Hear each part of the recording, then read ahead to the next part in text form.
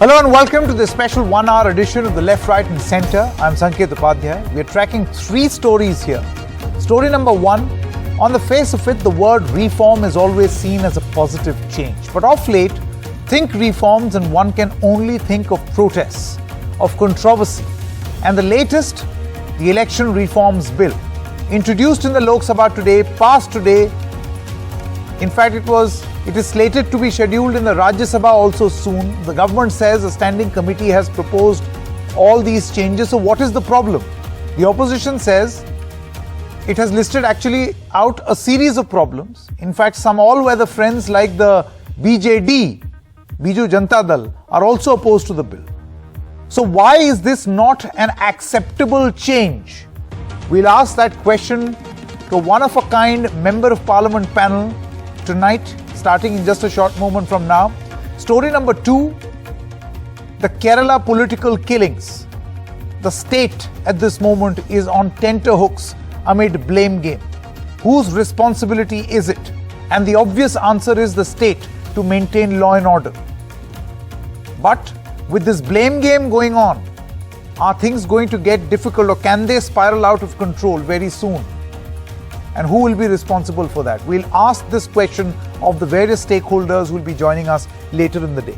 Also on the show, the Panama Papers probe agency has questioned Aishwarya Rai Bachchan for very many hours, and sources in the Enforcement Directorate say that if need be, other people, other members of this family who have also been named in the Panama Papers leak could also be questioned. What is the line of questioning going to be and what does this mean? We're going to debate that also. But first, on story number 1, I would like to introduce Lok Sabha MP of the Trinamool Congress, Mr. Kalyan Banerjee. Mr. Banerjee, thank you very much. Good evening. My first question to you is, thank you. When the government says that they have sent this bill to a parliamentary committee which has representatives of all political parties and not just the BJP, and they have unanimously agreed that this seeding or linking must happen, then would you like to tell us, sir, what exactly is your objection then? Listen, this is not at all a reforms at all. Not election reforms at all. Number 2 is this, the practice has been grown up now in Parliament to pass any bills by just voting, not voting, by voice vote. This is not the practice. The bill has not been discussed at all. Now the question is whether this is at all required or not. They are saying this is required. Why it is required? When you are having the voter identity card, then in that case why other link is required? As you know, in other case, Constitutional Bench has said, only in a case of subsidies, other number is mandatory, but not in any other cases it is required at all.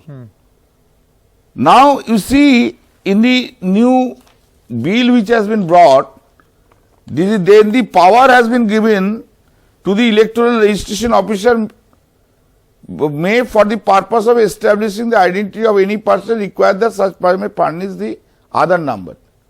Now, unbridled and uncanalized power has been given to the electoral registration officer.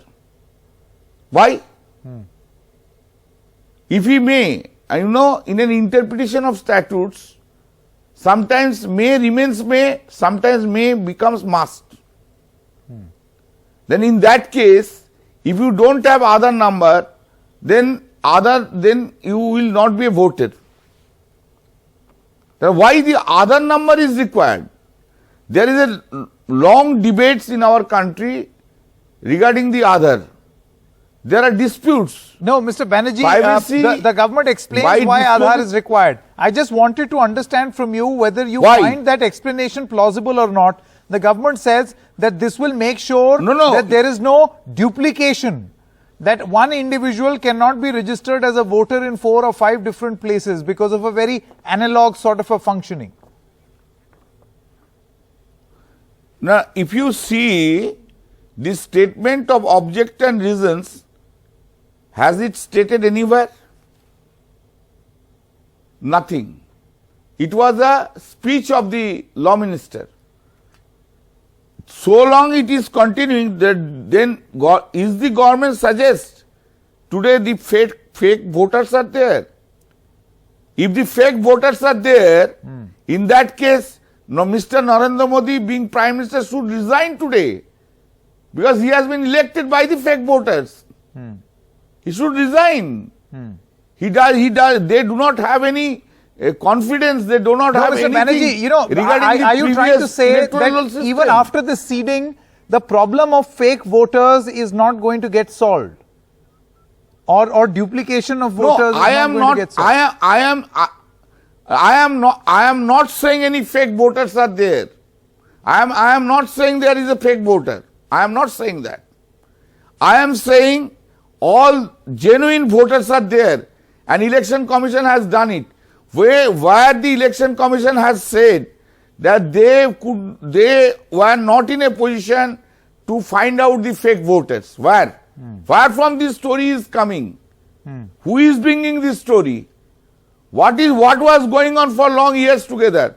I tell you, this voter identity card was introduced because of the movement made by our leader Mamata Banerjee on 21st July 1993 at Calcutta, when our 13 persons have died, expired because of police firing. That time the Chief Minister was Jyoti Basu. Demand was that the voter identity card.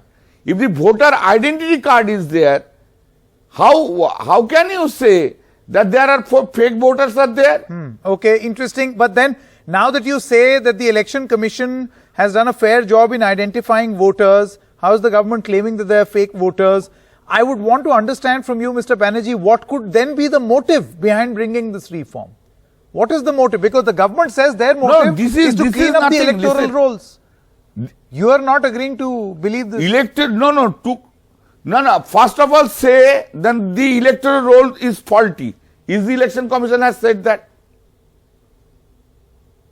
Whether the Election Commission has said they were unable to identify the fake voters? Have they said? If that is not the position, why you are bringing Aadhaar? There is a lot of objections of everyone that the Aadhaar should be introduced. This is really destroying the democracy of the country itself.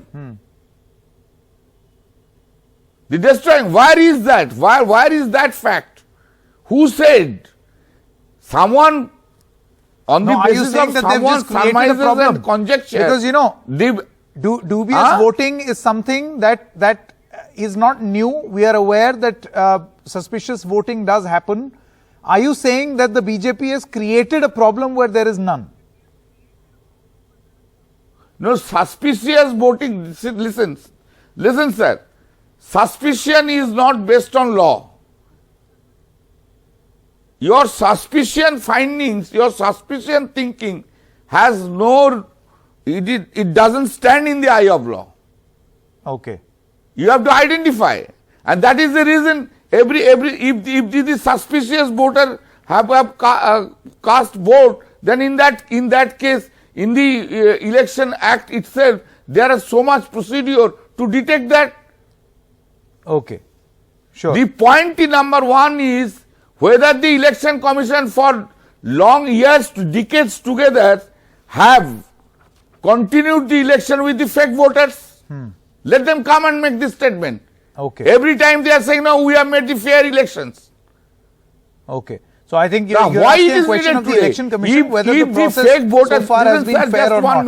Fair enough. We'll try to ask this question of the EC also to get in a response from them. Mr. Banerjee, thank you very much for your time, for joining us. At this moment, I would also like to introduce Mr. Kalikesh Singh Deo, Senior General Secretary of the Biju Janata Dal, the party which in a surprise move today has decided not to support this piece of legislation. Mr. Deo, may I know why? I think the surprise move came from the BJP actually, because to spring a reform, so-called reform or a legislation in a manner as such as they did today was quite astonishing. the unique identity number, the Aadhaar number, displays an unique identity. It cannot and will not stop fake voters or even non-residents or non-citizens from voting. Ultimately, even a guy who comes in for 2 weeks can actually get an UID or Aadhaar card done and then go and vote, if that's the only contention. It only stops duplication of the same person from voting. So it's a very, in my opinion, poorly thought of step and taken just before the UP election, which obviously raises red flags about whether there is a large community in Uttar Pradesh. You're saying that this is designed for the UP election. Could you explain why or elaborate why you come to this conclusion? No, I didn't say it was designed for the UP elections. I said it raises suspicion that it could have been designed for the upcoming election, which is why it was put in such a hurry. Because it is possible that there is a large community of voters belonging to a certain sect, caste, or religion who may not have had Aadhaar infiltrated in their community, in which case a large part of them would be left out or would be forced to go in for the Aadhaar registration. We know that there are certain sects in the citizenry which haven't bought the idea of Aadhaar as yet and are resisting it. And the Supreme Court is very clear in its direction that you cannot force anyone to adopt Aadhaar. And even when, I remember in 2009, I spoke on the bill when Mr. Chidambaram was bringing it in as a Home Minister in 2009. I mean, the question I asked him back then was whether it is just for citizens of the country, or for anybody who's in the country itself and wants to avail of the opportunity. He was very clear. It's not for citizens because the government has no way in ensuring or finding out how many people are actually citizens and how many could be illegal immigrants. There's a large discrepancy there. Mr. Deo, then are you just opposed to the entire concept of this seeding, or would you want or would you appreciate a discussion so that transparency can be brought about in the electoral rolls, and then you will find this measure acceptable? Because that's the sole purpose, according to the government, transparency. So they say. Absolutely right. And if something brings about the transparency, there'd be no question in my mind that my party would support it. But the problem is, in the manner in which it was bought and it's been passed, is not a very transparent manner. You cannot bring transparency through an opaque system or opaque push. And certainly at the face of it, the bringing Aadhaar in doesn't remove fake voters. It basically removes,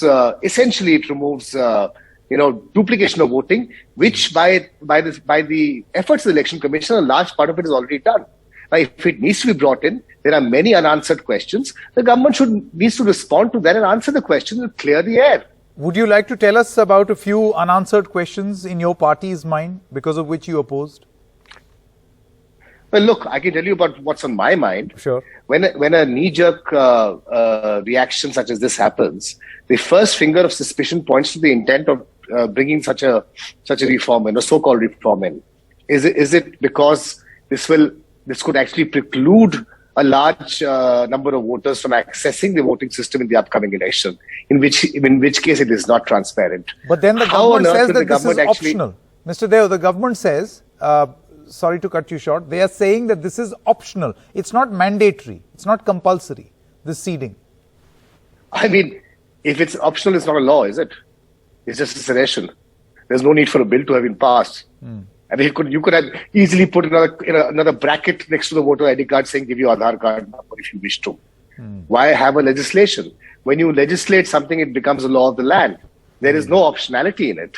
Unless there are certain conditions, I haven't read the bill in detail, but unless there are certain conditions which preclude or which allow the individual from using it. Because, again, I repeat, the use of Aadhaar was to ensure there is no duplicacy of an individual. Not to ensure that there is any fake or incorrect information. Tomorrow, if a person goes to the Aadhaar authority and gives his fingerprints and biometrics and then says that, look, he's a citizen of Canada, there is very little that the authority will have to check that. What happens is that he then gets he gets a name which is linked to a unique identity number. And therefore, you cannot use his biometrics for another Aadhaar or pretend to be someone else. That's really where we are at. And I'm not sure how that's going to help the voting system. Right. Mr. Kalikesh Singh Deo, thank you very much for joining us for your views, which are hopefully also your party's views on what you feel is a surprise move and the BJP springing up a surprise on the electorate. Thank you very much for joining us. We also at this moment are joined in by Mr. Sangam Lal Gupta, the Lok Sabha MP of the Bharatiya Janata Party. Lots of questions being asked of the BJP, Mr. Gupta. The opposition has raised many concerns about violation of privacy and the manner in which this law has been brought in. How do you respond? कैसे जवाब देंगे? निजता पर सवाल है, privacy पर सवाल है, तमाम सवाल पूछे गए। देखिए, विपक्ष तो आप देख रहे हैं कि विपक्ष सदन नहीं चलने दे रहा है, सदन में बहस नहीं कर रहा है, चर्चा पर चर्चा नहीं होने दे रहा है। विपक्ष को कोई अच्छा काम उसको पसंद ही नहीं आता। देखिए, निष्पक्ष चुनाव हो, ये हमारे देश के प्रधानमंत्री चाहते हैं, देश की जनता चाहती है। और अगर इस बिल के लिए बिल को लाया गया और इसको आधार से लिंक किया जा रहा है, तो हम विपक्ष से पूछते हैं इसमें क्या कमी है और क्या नहीं तो उनको प्रॉब्लम्स है। जी गुप्ता जी, देखिए कमी क्या है, ये तो उनका ये कहना है कि जब आप चर्चा करेंगे तभी तो वो बता पाएंगे। They will only be able to tell you once you discuss. The bill came in very quickly. Now let me tell you one problem which was raised by Mr. Shashi Tharoor. He says that Aadhaar was not a proof of citizenship and linking them to the electoral rolls will mean that a lot of non-citizens may end up getting voting rights or get legitimized into the system, thus defeating the very purpose. देखिए इसको आधार से link करने से जो इस देश में बहुत सारे फर्जी वोटर लिस्ट में नाम सम्मिलित करके कई सारे घुसपैठी, बांग्लादेशी, तरह तरह के लोग हर जगह एक प्रदेश में दूसरे प्रदेश में नाम रहते हैं, तो इसको आधार से जोड़ने से ये सारी चीजें इलेक्शन कमीशन अभी ईसी भी तो संभाल सकता है इसको, इलेक्शन कमीशन भी इस प्रक्रिया को संभाल सकता है। मेरा सवाल यह है कि आपको लगता है, you know, the concern that he is raising is of basically giving non citizens voting rights. कहीं ऐसा ना हो जाए जो आप करना चाहते हैं उसका विपरीत हो जाए। नहीं, इससे तो जो इस देश के नागरिक हैं उनको ही अधिकार मिलने वाला है इस कानून को आने के बाद। और दूसरी चीज ये है कि इससे निष्पक्ष चुनाव होगा। हमारे देश के प्रधानमंत्री की सोच है कि निष्पक्ष चुनाव हो, जो फर्जीवाड़ा होता है वो समाप्त हो, इसके लिए इस बिल को लाया गया है। Okay, Mr. Gupta, criticism that we saw in the case of many previous bills is that here also, without discussion, a reform bill has been pushed. आपने सुधार के नाम पर एक बदलाव लाए और आपने एक बिल ठेल दिया। You just pushed it with no discussion, no consensus. नहीं, देखिए पूरे विश्वास मत के साथ ये बिल पास हुआ है और इसमें चर्चाएं हुई हैं। अब विपक्ष हंगामा कर रहा है। देखिए, सदन चल रहा है और सदन में चर्चा पर चर्चा ये आवश्यक है।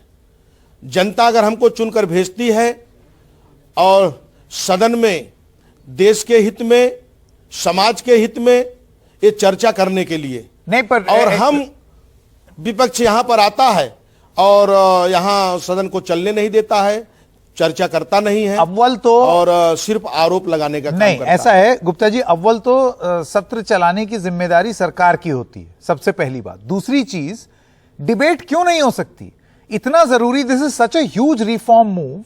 If the opposition is saying debate this in parliament, you are saying standing committee में तो किया, तो स्टैंडिंग कमेटी और संसद में फिर तो सारी चीजें आप स्टैंडिंग कमेटी को दे दीजिए, संसद में कुछ आप डिबेट ही मत। विस्तार से बहस करने के लिए मौका दिया गया। जब वो लोग हल्ला मचा रहे हैं, जब वो तो लोग सदन चलने ही नहीं दे रहे हैं, जिस तरीके से सुबह 11 बजे जब प्रश्नकाल आया और प्रश्न के समय वो लोग विपक्ष के लोग हंगामा मचाने का काम कर रहे हैं और उसके बाद जब बिल पेश हुआ उसके बाद हंगामा मचा रहे हैं, तो कोई भी चीज सदन तो चर्चा करने के लिए ही सदन बना है और इतना खर्च होता है। और जब देश के हित में जब जनता चुनकर भेजती है, जनता जब चुनकर भेजती है तो इसके लिए ही भेजती है कि जाएंगे और सदन में इसका चर्चा करेंगे। नहीं, but, you know, there is a dispute on this. में होगा उसको पारित किया जाएगा। वो तो हमारे देश के प्रधानमंत्री जो जनता के हित में है वही कार्य कर रहे हैं। See, members of the opposition asking you a question, cross questioning you, I would choose to believe they are also doing their job. But Mr. Gupta, there is also a criticism by some of the MPs that this could actually lead to citizen profiling, कि आप लोगों की profiling करेंगे और government जो है वो NRC को पिछले दरवाजे से लाने की कोशिश कर रही है। इसका जवाब कैसे देंगे?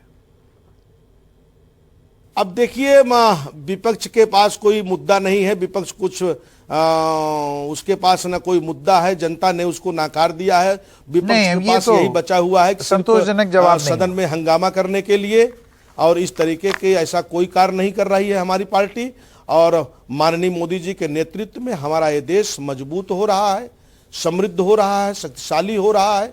जिस तरीके से हम काम कर रहे हैं, इसके पहले कांग्रेस ने इस देश पर 70 सालों से राज किया। अरे अब ये गुप्ता जी सुझाव ले लेंगे तो और मजबूत हो जाएगा। अपना परिवार को बढ़ावा देने के लिए, भ्रष्टाचार करने के लिए, हर गलत कार्य करने के लिए ही इसके पहले कांग्रेस करती थी, और वही सोच आज भी उनकी। Okay, Sangam Lal Gupta, my final question, MPs opposing this decision and the bill also say that this was not the original purpose of Aadhaar. इसलिए आधार नहीं आया था, उसका मकसद कुछ और था। It was meant to be a provision where the government knew who are the beneficiaries of welfare schemes. आप उसको चेंज कर रहे हैं। नहीं, आधार लाया गया, आधार जनता के हित में लाया गया, और उससे बहुत सारी चीजें निष्पक्ष के तहत जो समाज के अंतिम पायदान पर जो व्यक्ति हैं उनको सरकार की योजनाओं का लाभ कैसे मिले, और इस देश में चाहे एससी समाज के हों, चाहे पिछड़े समाज के हों, आदिवासी समाज के हों, अल्पसंख्यक समाज के हों, उनका उत्थान कैसे हो, वो समृद्धशाली कैसे बने और उनकी समाज में अपनी एक पहचान कैसे बने, उस उद्देश्य के तहत ही सरकार काम कर रही है। All right, Mr. Sangam Lal Gupta, thank you very much for joining us on this broadcast to give us the view of the Treasury benches. But what do the opposition benches feel? We heard two representatives. Let's now hear from the Congress party, the principal opposition party. Manish Tiwari, the Lok Sabha MP from the Congress party, is now with us. Mr. Tiwari, what's your basic objection? Sanket, it's extremely unfortunate that laws which are grounded in unconstitutionality have been passed in such a brazen manner without any substantive discussion in Parliament. It has very far-reaching implications. My fundamental and principal objection is that if you look at the Aadhaar Act, it says that the Aadhaar targeted delivery of financial and other subsidies, benefits and services Act 2016. And if you read the statement of objects and reasons of this particular legislation, it is primarily aimed at ensuring the use of the Aadhaar number for providing subsidies, benefits and services. Now, the right to vote is a legal right. And so therefore, under those circumstances, a legal right which is enjoined upon you by law is beyond the competence of the Aadhaar Act in order to allow for interlinking of the databases. Section 57 of the Aadhaar Act, does permit the state from for using the Aadhaar Act for other purposes which may be defined by law, but part of Section 57 was read down by the Supreme Court in the Puttaswamy judgment. And more importantly, what is left of Section 57, which is the excuse that the government would resort to, goes against the spirit, the very spirit and the essence of the Aadhaar Act as it was conceived, conceptualized and passed by Parliament in 2016. Mr. Tiwari, the government says that this has been done, and in fact it has been cleared by a standing committee of Parliament, and it was on the basis of their unanimous recommendation that this law has been made, And there were MPs from all political parties in this committee, not just the ruling combined. Well, I'm not privy to the deliberations of the committee, but in my limited legal understanding of the proposed amendment, which was railroaded through the Lok Sabha today, when I juxtapose that amendment against the Aadhaar Act, I find that the Aadhaar Act does not really have the leeway or the scope in order to allow this to happen. So till the time you do not bring about consequential amendments in the Aadhaar legislation, merely by amending the Representation of People's Act, you cannot really interlink these two databases. Mr. Tiwari, you think this law can be challenged in the judiciary on the grounds that you seem to be raising as of this moment? Legal grounds? Of course it will be challenged because this has very far-reaching implications, and in addition to that, Aadhaar was conceived only was rather conceived for the residents of India, while the voting right is only available to citizens of India. So therefore, if you look at the Aadhaar number, its genesis was essentially to provide an identity for all those who were bereft of any identity because of internal migration or various other reasons. And there are many people who are not citizens of India, but who have Aadhaar numbers based upon their residency in the country. Voting is entirely a different matter altogether. You cannot be on the electoral roll till the time you're not a citizen of India. All right. Mr. Manish Tiwari, thank you very much for joining us on this broadcast and sharing your views. So you heard the opposition, you heard the government, you heard everybody's view. Let's hope we get to hear this inside Parliament and not just in a TV debate. On coup, lots of comments. Akash says, will it really rule out multiple enrollments? I think that's a very important and significant question which the government needs to answer. Then Neha Rohilla says, how will linking Aadhaar to the voter IDs be useful? Well, the government wants you to believe that it is, but that's a very, very important question because many people in the opposition, many MPs in the opposition are asking exactly that question. How is this going to be useful? Apart from solving the issue of any duplication, can it necessarily end fake voters? We're stopping for a short break at this moment. When we come back, we're going to discuss a state which may very well be on tenterhooks amid blame game between the left as well as the BJP over political killings. We'll have a discussion in just a short moment. And also, Aishwarya Rai, questioned in the Panama Papers leak case by the Enforcement Directorate. How long will the questioning go? Will she be asked to come again? And will other members of her family will also be asked to come in for questioning? We debate after a short break. Welcome back. Let's now get you the other big story from south of India. The political killings in Kerala, and the state itself is on tenterhooks as of this moment. Massive blame game. Let us just hope that this does not snowball or spiral into a sort of a political fight which leads to violence on the ground. Who is going to be eventually responsible? The textbook answer is the state government, but who is going to be responsible to make sure that this does not snowball into something which is very, very difficult, going to be very, very difficult to control? George Kurian, General Secretary of Kerala BJP, is with us. Mr. K.A. Mohammed Shamir, spokesperson of the SDPI, Social Democratic Party of India, is also with us. Mr. Kurian, I want to begin with you first. There is a blame game between the BJP and the left over who's responsible for killings. Where do you stand on this? The law and order mechanism is a complete failure. You can see that murders are more than the accident deaths in Kerala. Every day you can see murders, that political murder and this quotation gang and narcotic gang, and you can see that gender genocide also. The governor of Kerala had to observe one day fasting against the killing, that dowry killing and other things. And you can see that even the snakes are used for killing the ladies in Kerala. In continuation that this APM is supporting SDPI because they are getting support in political and election scenario. That is why they are supporting SDPI. And every day killing that, see these last 45 days, our 3 workers were killed by SDPI. Three workers were killed by SDPI. Nobody was arrested. And if something happened to CPM or SDPI, in the FIR, it is recorded that it is done by BJP. If our workers are killed by SDPI, it is not mentioned, it is SDPI. And you can see that yesterday our state leader is killed.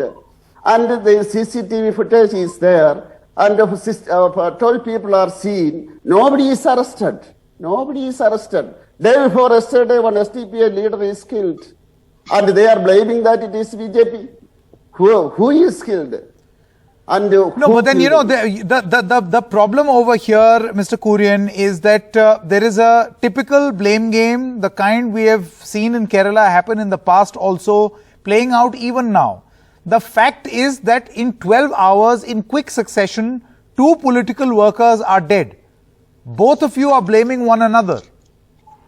And I do not know how this is going to get resolved, because given the political volatility, do you see this as a huge risk? You see, you ask your team in Trivandrum, just a few hours before, 6 o'clock, your team attacked the public. 15 vehicles are damaged. So many people are injured. Day before yesterday, one man was killed by a gang, this quotation gang, and his leg was chopped off, and it was tied on the motorcycle, and they were roaming in the street, and ultimately it was thrown to the street in front of the people. That is happening in Kerala. Because, okay, Mr. K. Mohammed, I want to come to you. Mohammed Shamir. Yes, I'll come back to you, Mr. Kurian. Mohammed Shamir, see, the point is, I know an SDPI secretary, K.S. Shan, was also murdered on his way back home. But it is also a fact that Mr. Ranjit Srinivasan has been hacked to death. Now, do you feel that this blame game, apart from solving a political purpose, can be of any consequence? Because you look at what Mr. Nityanand Rai, the union minister, is saying. He's saying state is protecting the killers. Yes, well, actually, this both issues has happened in Alappuzha district, Mannancheri. You know, Mannancheri was a peaceful place till Saturday 7 p.m. RSS workers has killed our state secretary, beloved leader K.S. Shan. Thus has started the issue. Before that point, there were no issues in Mannancheri. RSS started the issue.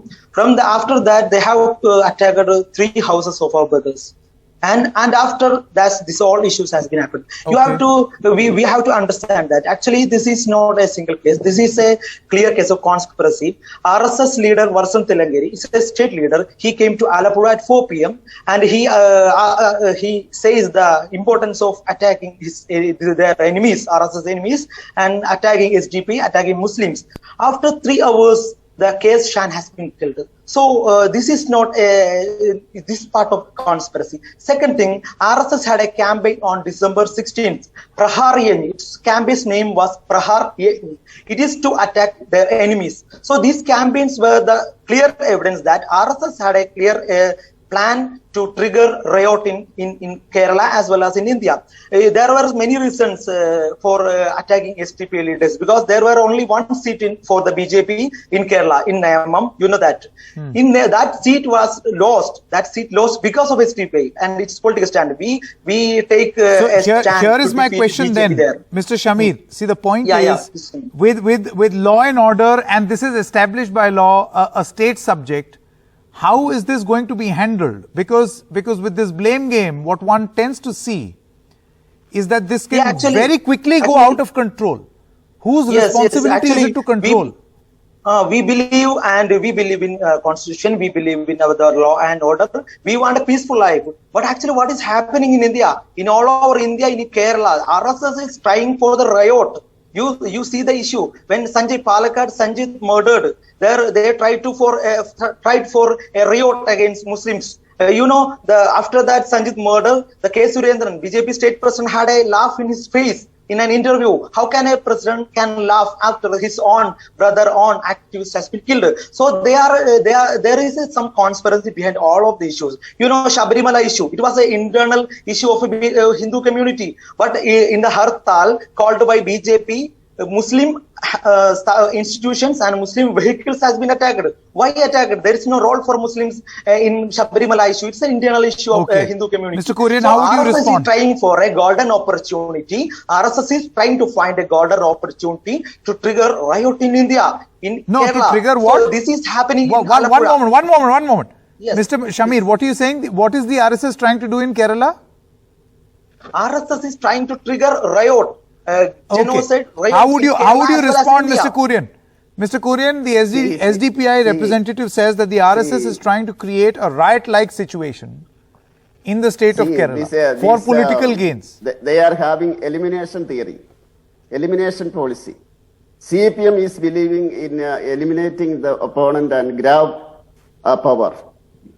And SDPI, their faith is that if they eliminate the opponent, they will get heaven. That is why these two people are hand in glove to attacking BJP. They are telling that one RSS leader had a speech and something there, some meeting there. That is why it happened. The maximum number of RSS sagas are in Kerala. Every day there are meetings. Nothing happened. But these people are killing. They are not telling anything about that. Within 45 days, they have killed 4 leaders, BJP leaders. What is the reason for that? They are eliminating their opponents, maybe for getting political gain or get into the heaven. And these people are terrorists. They are the followers of IS. They are getting the direction from IS and Islamic State. They are every time they are making problem. They are attacking people with one stab. They are killing people. They are trained for this. No, Mr. Kurian, my only worry is with this discourse, with the way this discourse is shaping. One person is calling the other terrorist, the other is calling rioter. And with these two political killings on the ground, repeating it again, these things get out of hand very, very quickly. And at the end of the day, who's responsible for maintaining this law and order? Government is responsible for that. That is why I am telling the law and order mechanism is a complete failure in Kerala. There is a complete anarchy and they are supporting this terrorist outfit. Okay, quick response from Mr. Shamir. Right to reply. I will give you some data. He's actually only giving some allegations. There is only no points in his allegations. I will tell you some data. This is data by NCRB, National Crime Record Bureau. In that, from 2000 to 2017, 85 CPM activists has been killed by BJP. Okay, 85 CPM activists has been killed. 11 Congress men has been killed, and now Shan has been killed. You see, actually, in every issue in Kerala as well as in India, in every issue, there one side is RSS or BJP. Who killed Gandhiji? Who killed our father of our nation? Who done riots, bomb blast in Makkah Masjid, Malegaon, like places? Who is responsible for that? Who is conducting riots in Muzaffarnagar, Gujarat, like places? RSS is doing that, but we are not. We have to call them rioters because they are trying to divide Hindus and Muslims, and they need political gain by dividing Hindus and Muslims. Okay, Mr. Kurian as well as Mr. Shamir, I'm going to have to leave it here. Ask him how many these CPM these workers are killed by SDPI. Abhimanyu, that SFI leader was killed by this SDPI, and so many Marxist leaders, workers were killed by this SDPI. Then they are telling that these CPM workers are killed by RSS and BJP. They are fighting each other and they get together also against BJP. See, This is a report by The NCRB. discourse. One. I've run out of time. Thank you very much, Mr. Kurian, as well as Mr. Shamir. The point is, this discourse in the state of Kerala, again, is taking a turn for the worse. It's showing its impact on the ground. Is this not a difficult situation? Member of the Politburo of the CPM, Mr. M.A. Baby, is now with us.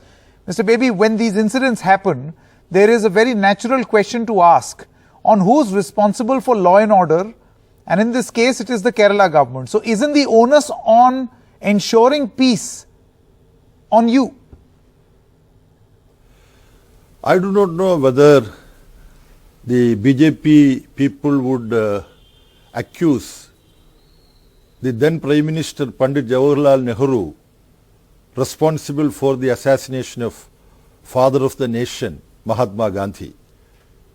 They can argue as well on these lines. You see, the state government led by Comrade Pinarayi Vijayan is taking all necessary steps to ensure that law and order is protected, anti-social and extremist forces are not having a free run to carry out their politics of violence. Here, there was some killing in Chertala a few months ago, and RSS planned a retaliatory assassination, murdering an important leader of SDPI, and SDPI immediately retaliated by murdering an important RSS leader. These two outfits are basically carrying out their political activity by violent measures, assassinating their opponents. Sangha Parivar forces killed Dr. M.M. Kalburgi, Gauri Lankesh in different parts of the country. These extremist forces, whether they belong to RSS or SDPI, their approach is that those with whom they are unable to agree with in political perception, they are physically annihilating them. So Kerala government will take all possible measures to see that this violence, politics of violence, Yes, has to stop, put because an end to. while a member of the LDF government in Kerala. While a member of the SDPI has been killed, the BJP also says that even their cadre has been killed, Mr. Baby. You see, during the last 6 years, we are having an LDF government in Kerala, and during this period when we have our government in Kerala, 20 of our important cadres have been murdered, and out of these 20 cadres whom we lost, our party lost, 15 murders against our party have been carried out by RSS. 4 of our comrades have been murdered by either Congress or Muslim League. One student leader of Ernakulam Maharajas College, Comrade Abhimanyu, he was murdered by SDPI. We are at the receiving ends. Maximum of our comrades have been murdered, and only in the last months in Tiruvalla, an important leader, local secretary of our party, Comrade Sandeep, he was murdered by RSS. So both RSS and SDPI, they are trying to advance their politics, try to communally mobilize people by carrying out these kind of attacks and creating divide, communal divide in society. Both of them are interested in creating a situation in a state like Kerala where a left alternative is being developed. Many developmental activities are being carried out by the LDF government. Welfare measures are being implemented. So the atmosphere to do such developmental activities and welfare measures to be implemented, these two forces, indirectly, they are conniving with each other. If one group carries out politics of violence, the other group justify their politics of violence by saying that they are doing this. So this is what is happening in Kerala. And this This puts your government in a tricky spot with two groups fighting with one another. One really wonders how this is going to be controlled, Mr. M.A. Baby, with law and order being your responsibility. Thank you very much for joining us. Let's quickly move to story number 3. Aishwarya Rai has been questioned. Aishwarya Rai Bachchan has been questioned by the Enforcement Directorate in the Panama Papers leak case. This questioning went on for very many hours. But what we are hearing is that this is not the last of the questioning. In fact, if need be, other family members of the Bachchan family could also be questioned. What does this mean? Let's quickly put this to a short discussion. Ashutosh Srivastava, advocate in the Supreme Court, as well as Abha Singh, advocate in the Bombay High Court, is now with us. Ms. Singh, I want to begin with you first. Panama Papers leak and the names. We're going to just wait for Ms. Singh to mic up. I ask you that question, Mr. Ashutosh Srivastava. This is not a recent case, right? This is an old matter. The names emerged a long time ago. I want to ask you, you must have read about this case, you must have known about this case. What is it that the Enforcement Directorate has managed to find now that it has called Aishwarya Rai Bachchan for questioning?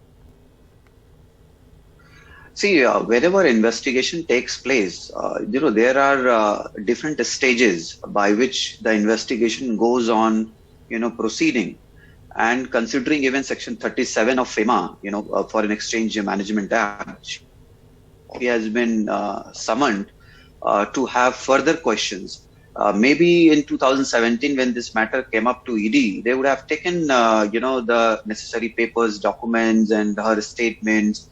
But maybe with the kind of investigation further progressing, there could be need of the investigating agency to go further and find out, with some more details, some minute details about the transactions for last, they are asking for 10 years or 15 years, because she has been a director in that, that British company which was formed in the British Virgin Islands, and being a tax haven country, the ED feels that there would have been a lot of transactions happening, maybe to save the taxes and all. And when the name came up in the Panama, Papers leak, so obviously this matter further came up. So this is the way of investigation. Obviously, it is a civil matter. So far as FEMA is concerned, it is not a criminal matter at all.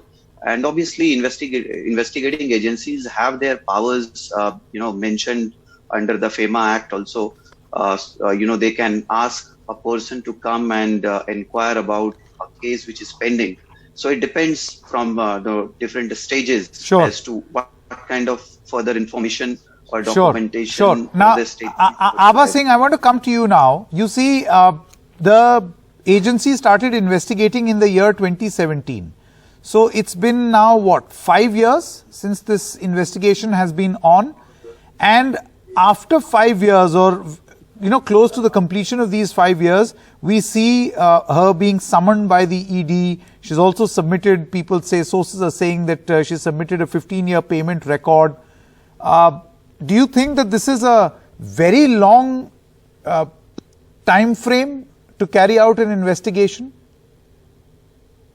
Absolutely. These cases are opened, files are opened, and when the government thinks it is required, it does these things. Because I think Jaya Bachchan has openly come out and spoken against Prime Minister Modi's statement of Lal Topi, because UP elections are there, and Aishwarya Rai Bachchan's mother-in-law Jaya Bachchan is a member of parliament. So you're saying there could be a political link? Absolutely, because there are 300 people involved in these Panama Papers, and as you also said, it's more than 4 years. The timing of calling her, of course, tries to say that there may be some political reasons to it. And not only that, ED and CBI for long have been used as political tools. So no, but Ms. Singh, the thing is that other members of the Bachchan family are also allegedly named in this Panama Papers leak case. And we are learning from sources that if need be, and this is usually how these investigating agencies talk, that's their language, if need be, others may be called in for questioning too. So you're saying that they're going to widen this net exactly because of politics? Exactly. My question is that if these papers were there 4 years back, and corruption has always been one of the top agendas, then why was the government quiet for so long? And now when the timing is such, as I said, where here you have Jaya Bachchan, her mother-in-law, speaking against the government, and they are calling Aishwarya Rai. So the timing itself reeks of some political vendetta. But yes, if there are facts, if they have done money laundering, then of course the law of the land has to take its course. Sure. All right. Ashutosh Srivastava as well as Abha Singh, thank you very much for joining us on this discussion. Stopping for a short break at this moment, but news continues on the other side. Good night and goodbye.